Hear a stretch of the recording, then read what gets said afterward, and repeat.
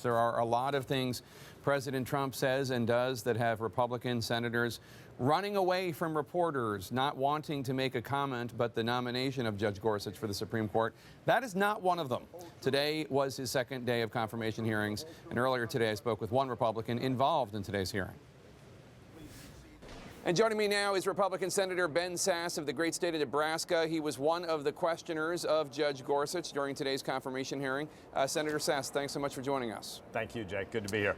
So I think a lot of pundits are giving Judge Gorsuch very high reviews for his performance today. Take a listen to one interesting moment when Judge Gorsuch was asked about Roe versus Wade. Roe versus Wade, decided in 1973. Is a precedent in the United States Supreme Court. It has been reaffirmed, so a good judge will consider it as precedent of the United States Supreme Court, worthy as treatment of precedent like any other.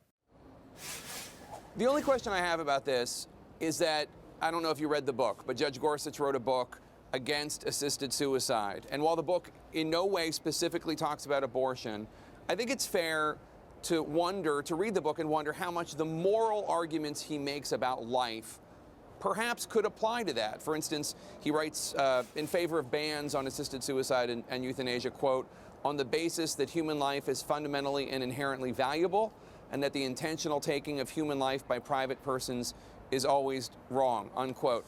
I don't know if you read the book, like I said, but I wonder, is it unfair to wonder if he might apply those moral views on life to his rulings if abortion were to come up? Great and fair question for us to deliberate about, as long as we make a very clear delineation of two different things. So one, really hard and important questions to have about the vulnerable and end of life and beginning of life questions. I am a solidly pro-life guy. I care deeply about these issues, and I'd like us to be talking about it more in American life, to be honest. But that's a different thing than what he's interviewing for today. The president has nominated him to serve on the Supreme Court, and a judge's job is not to make law.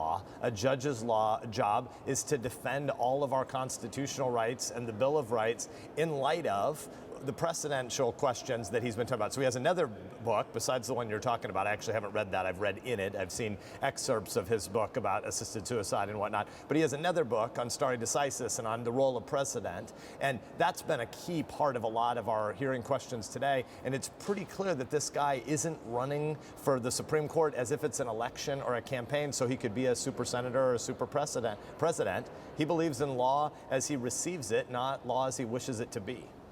You've been critical of President Trump, particularly when he was the Republican nominee. I wonder, how confident are you that Judge Gorsuch, if confirmed, will stand up to the Trump White House if they exceed bounds of the executive branch powers? 100% confident. I believe that Judge Gorsuch is a judge's judge. He's a guy who believes in three separate but equal branches of government. The founders built this amazing document, the Constitution, that's about principled pluralism and about limited government and about distinguishing and dividing the three different, what the founders called departments, we call branches of government, but fundamentally the distinction between legislation and execution or administration of the laws is a fundamental part of our constitutional architecture. And this guy believes in all three branches, and I don't think the guy has any concern the day after he's confirmed, whether a Democrat or a Republican put him on the court. He cares about the three branches, not the two parties.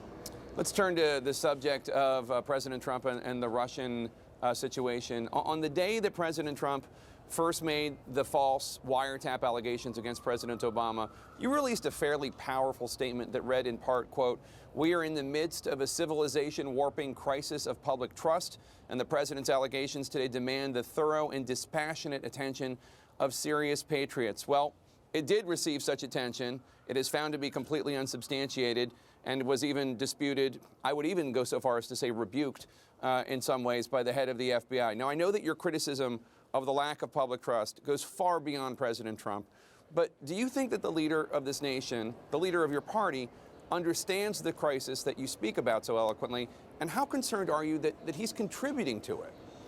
Yeah, I don't know really what motivates a lot of the things that the president says and does and prioritizes. For instance, he nominated a great guy to be on the Supreme Court, and that should be dominating all the headlines of this week. And sometimes the White House gets in its own way and changes the subject from things they should be wanting to talk about, like Neil Gorsuch, which again, great nomination by President Trump. And then we get off onto other issues. Here's what I know.